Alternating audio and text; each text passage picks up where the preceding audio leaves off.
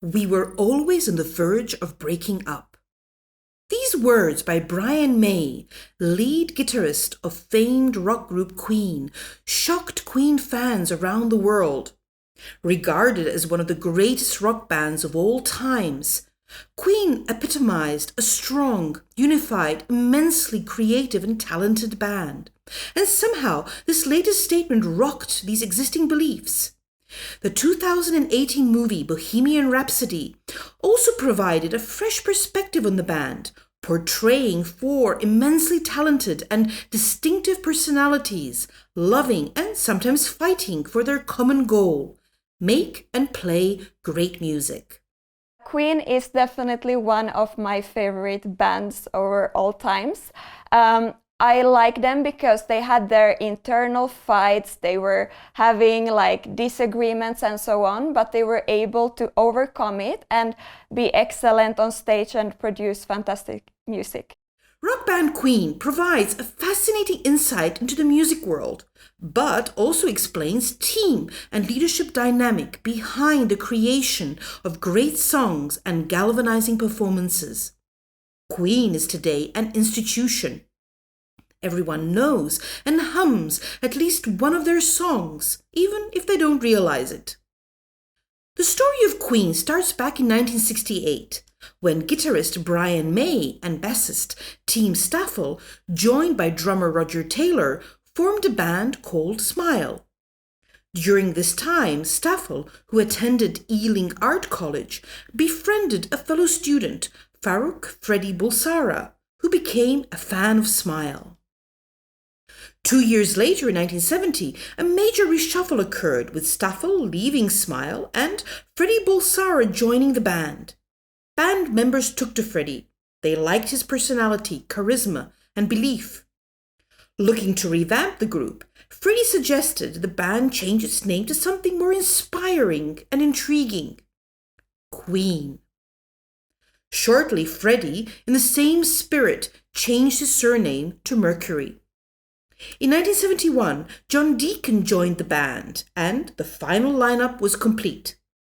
Queen was a quartet with the following members: Freddie Mercury, lead vocals and piano; Brian May, lead guitar and vocals; Roger Taylor, drums and vocals; and John Deacon, bass guitar.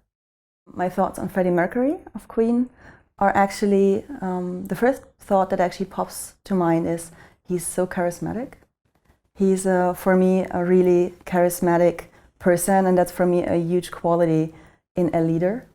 As you can also see in Gandhi and many other leaders who actually had really followers, not for their management purpose, but really as a person who can affect the crowds. What I must also say is that I find it very interesting that for me, if I think of Queen, I only think of Freddie Mercury. I could not name the other members. We could now say the rest is history.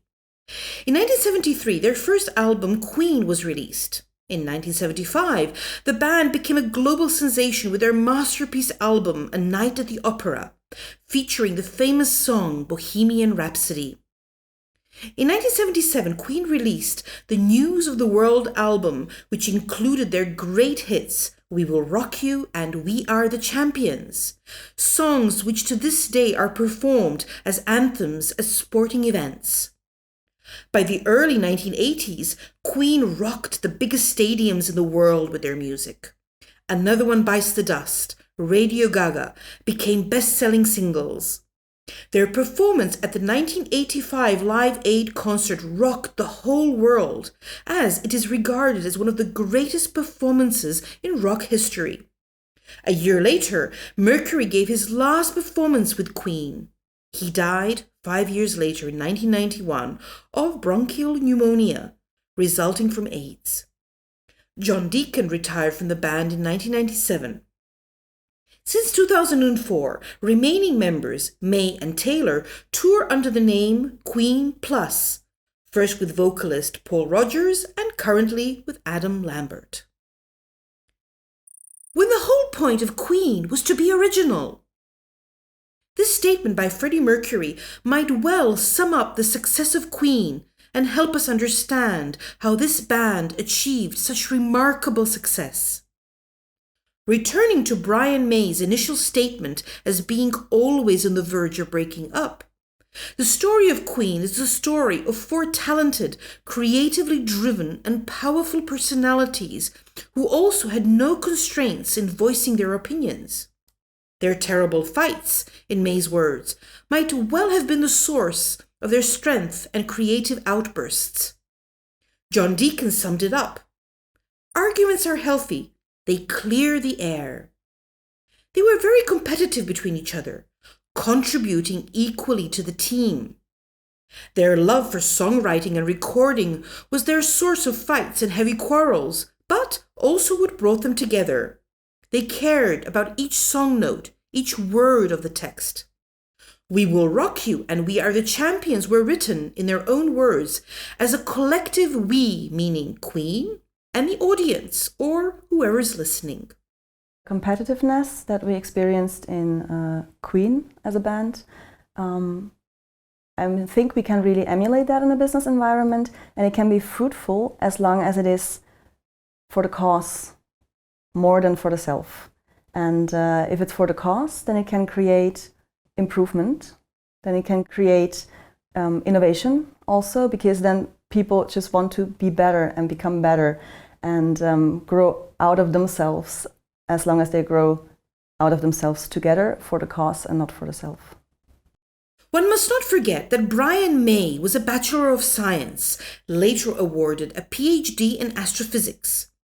Roger Taylor obtained a Bachelor of Science degree at the East London Polytechnic.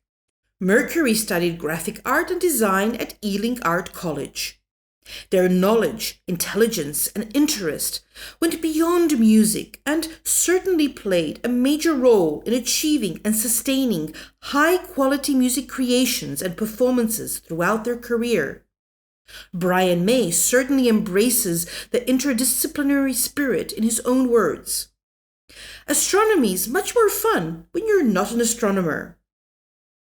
Freddie Mercury was clearly the star of the band, bringing along his charisma, magnificent voice, and mesmerizing stage presence. He was in reality not the diva, but someone who mediated between members and could focus on the real issues. A perfectionist in his art, Mercury was also a great leader. But would the band have succeeded without the strong support, foundation, and different perspectives of the rest of the members? In the 1980s, all members tried at one point to start their own solo careers. Freddie Mercury was to be a sure winner, teaming up with other celebrities such as Montserrat Caballé and Michael Jackson. Mercury, however, couldn't achieve the sustainable success he enjoyed with Queen. Being a solo singer was not the same as being part of a band. Mercury serves as an example of how important a team is to a leader and frontman. What I think about members of bands trying to pursue their own careers is that it can work, and we saw that in other bands, but it can also be a threat. So it depends, I think, where the member that is going individual sets their priorities. If they do that to support the band and also to maybe improve the knowledge of the band or the spirit of the band and get inspiration for themselves through this, it can be helpful. But if they forget about the band, then it can be also threatening. Mercury's return to the band changed the dynamic between the members. Earlier, nearly all songs were written by and credited to one member. Now, their songwriting became more collaborative, and songs were credited to Queen as a group.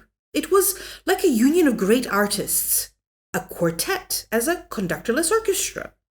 Their ventures into solo careers made them realize the importance and value of their collaboration, and, like with many other music groups, showed how the total was greater than the sum of its parts. After Mercury's death, May, Taylor, and Deacon referred to Queen as a family. In later interviews, they reiterated that Mercury felt the same. For him, Queen was family.